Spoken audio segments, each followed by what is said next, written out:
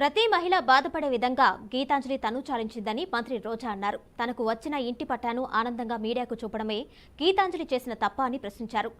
ITDP Janasena social మీడియాలో గీతాంజలిని ఘోరంగా వల్గర్గా వేధించారని ఆరోపించారు. మహిళల్ని గౌరవిస్తున్న ఈ పుణ్యదేశంలో ఇలాంటి ఘటన జరగడం చాలా దారుణమని అన్నారు. ఇవాళ తిరుమల శ్రీవారిని దర్శించుకున్న మంత్రి రోజా గీతాంజలి మరణానికి కారణమైన వారికి కఠిన శిక్ష పడాలని భగవంతుని ప్రార్థించారని అన్నారు.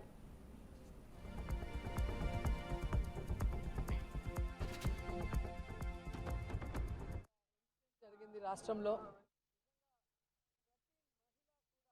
బాధపడే విధంగా ఈరోజు గీతాంజలి తన జీవితాన్ని చాలించడం చాలా బాధేస్తుంది.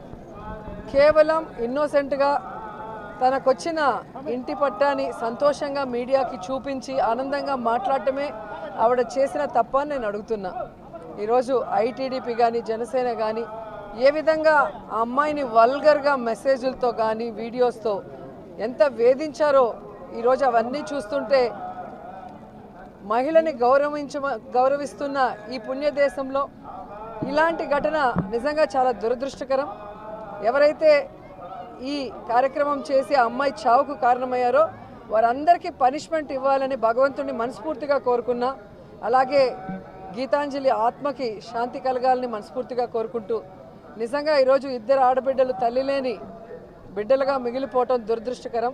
ఇప్పటికైనా బుద్ధి తెచ్చుకొని ఈ ఐటీడీపీ కానీ జనసేన కానీ వారి హద్దుల్లో వారు ఉంటే బాగుంటుంది. మహిళలు అంటే చులకనగా మాట్లాడటం, వల్గర్గా మెసేజ్లు పెట్టడం, చివరికి మనిషి ప్రాణాలు తీసుకునే స్థాయికి వాళ్ళని హ్యూమిలేట్ చేయడం కరెక్ట్ కాదని కూడా ఈ సందర్భంగా తెలియజేస్తూ, సో మహిళలందరూ కూడా దీని మీద గట్టిగా స్పందించాలి, ఒక నిర్ణయం కూడా తీసుకోవాలి. రాబోయే ఈ ఎన్నికల్లో